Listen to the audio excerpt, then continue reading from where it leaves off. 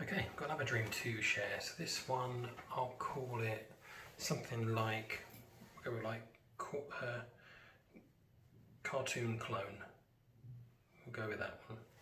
So I call this one cartoon clone. So this one is basically where the dream started, and I was queuing for a theme park queue. You know, the sort of snakes around, that kind of thing. I remember it being a bit more undercover. So we kind of gone into an inside part of the queue, and I was with some friends, with my wife, and we got to the point where I just kind of suddenly came over like really sleepy or super weak, and I was just kind of like, you know, holding onto my wife's shoulders and trying to kind of just hold myself up. And as this happened, I felt super weak. I actually started to see, because I was seeing it, if you imagine, I'm sort of seeing it myself and my wife and stuff. I'm seeing it from about a meter, or well, probably a couple of meters away, just looking at myself and seeing this all happen. So most of my dreams don't tend to necessarily be through my eyes. I'm seeing myself or seeing things from a different vantage point. But that's how this one was. So it was so I'm staring at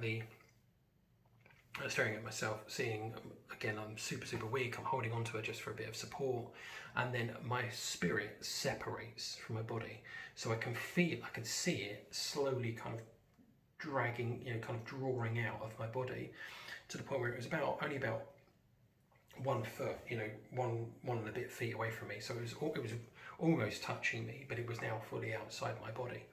And this spirit looked the same as me, in that it looked like it was really struggling to stand up. Sorry, it was kind of, you know, weak and stuff like that as well. But it was a cartoon me. It is how I would describe it. So the spirit didn't look like me as such. It looked like almost like an exaggerated version of me. And I looked quite a bit, I was actually a younger me as well. So when I was sort of younger, I had black hair and kind of spiky sort of hair.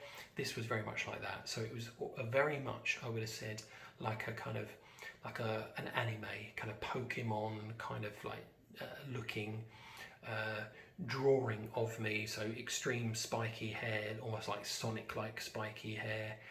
And it was all sort of black, which is a bit weird, isn't it? You would kind of think spirit-wise it would be sort of see-through, but it wasn't actually. It was sort of opaque, all black, and it was outlined in blue, but the main body of it was kind of a blackish colour, and it had, you know, certain things that wanted to be highlighted. It would do blue, you know, so like maybe like the eyes, the outlines would be thick and thin. It was like somebody had drawn it. As I said, just like, think Pokemon, think all of that kind of stuff. That's what it looked like.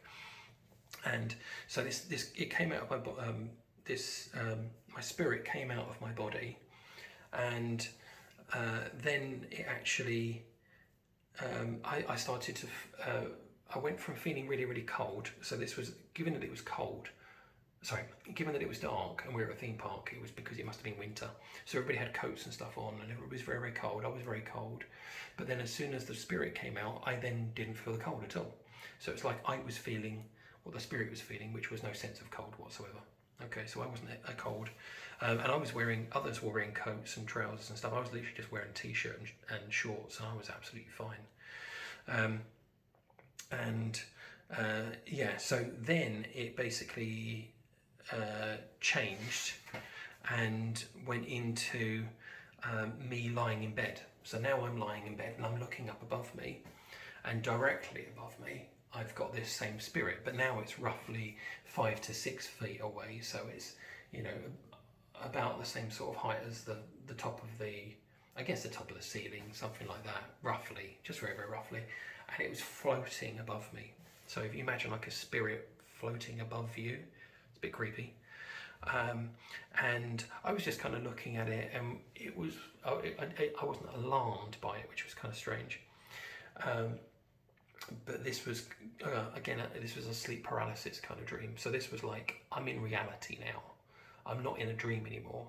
I've kind of woken up from the dream, but I can see this sort of spirit. But as I said, I'm not awake, if you know what I mean. It's like, as I said, when you get into a sleep paralysis dream, you're not really in the dream world, you're somewhere between dream and reality, is how I would describe it. But that's kind of the reality I was in. I was in my bedroom, my wife was next to me sleeping, and I saw this spirit that was on the ceiling, and it was just looking back at me, and it was kind of mimicking my facial expression. So what I was doing, you know, it was like, oh, like all this kind of thing, it was mimicking that.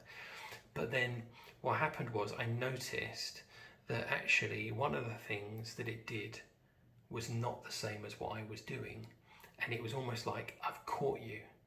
I realised, you know, it's like those kind of horror movies or things where you see somebody who's looking into a mirror and they're talking into a mirror or something, and their mouth is moving, everything is absolutely spot on in alignment, but then they walk off and then their reflection stays there, and you're like, whoa, okay, that's like a ghost or some sort of demonic thing. It was just like that. I caught it. It was like I caught you in a lie there for a second. So then I realised, hang on a minute, this isn't my spirit at all. Because obviously I've never seen my spirit before, so I have no idea what it looks like. And so I kind of thought, oh mate, this is my spirit.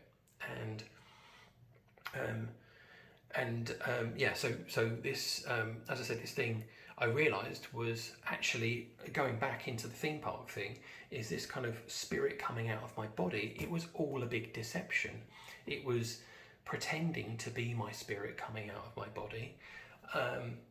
But it wasn't at all. It was a demon that was obviously pretending to be a spirit coming out of my body to deceive me into thinking that that was me, but it wasn't me. And when I realised that, it all flipped. As I said, most things that happen in the spirit realm don't involve actual speech, they just involve thought. As soon as a thought is transmitted, it's picked up and they act on that thought, or you act on that thought.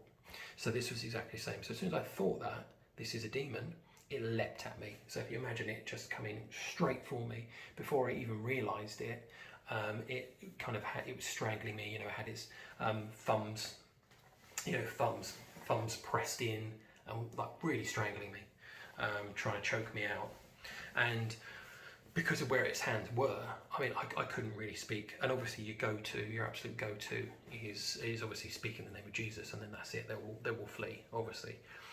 Because they don't want to be around if Jesus turns up. So obviously that would be my instinct, would be normally to say that, but I didn't do that in this case. Because again, in the dream, I was leaning on my wife. I start calling out for my wife. And this has happened before, but it doesn't actually happen that frequently. Most of the time I know instinctively, call out Jesus.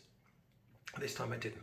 I was calling out for my wife because I'd just been hanging on my wife for support anyway. So I start calling out for my wife, and then I realised, well, what am I doing? What am I doing? And so I started calling out for Jesus, and then I came out of it.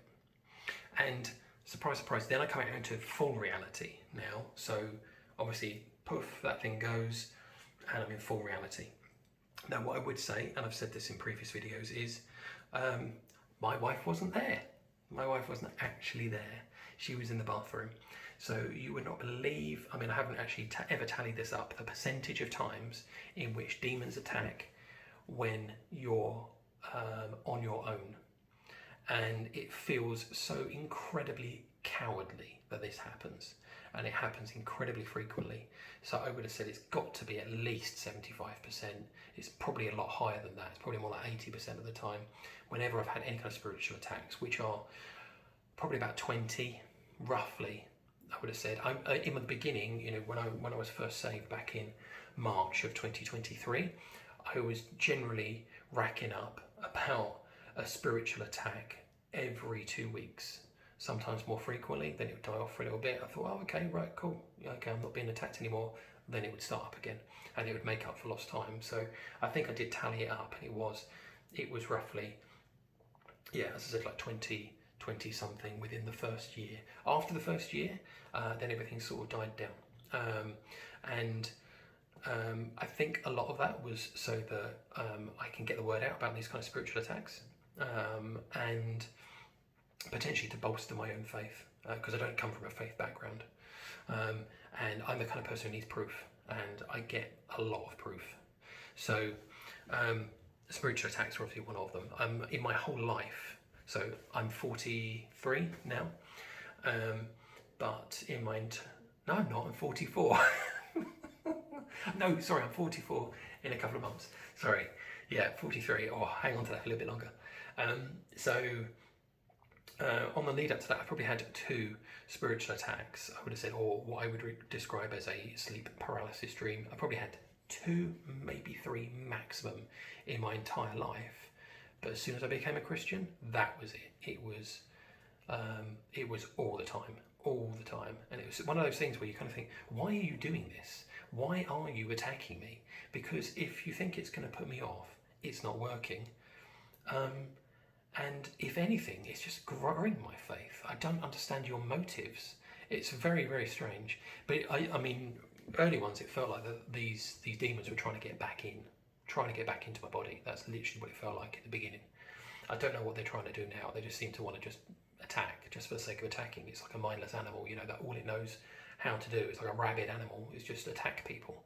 It's that kind of thing. So it doesn't feel like there's ever really any true intent or true plan. It's just, I'm just going to attack you. It's like, okay.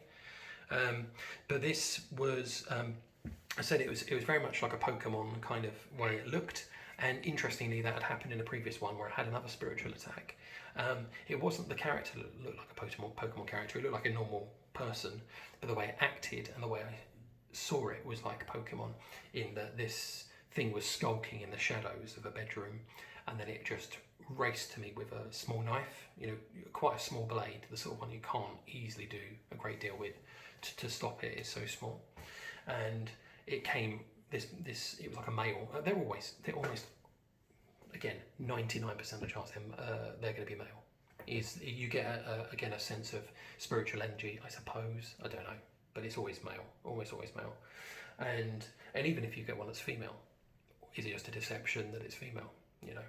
So this other one attacked me, and I got pushed through a wall that was, let's say, a metre or 2 behind me, but I got pushed back like 10, 15 metres, so way through walls and walls and walls of what would normally be there.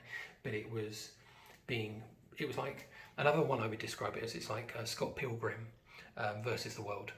So that one is kind of where you have reality and comic-like kind of thing interactions. It is very similar to that, incredibly similar in fact, to how that attack happened as well. But again, I'll leave this one as it is. As I said, it was mainly just to feature a sleep paralysis one.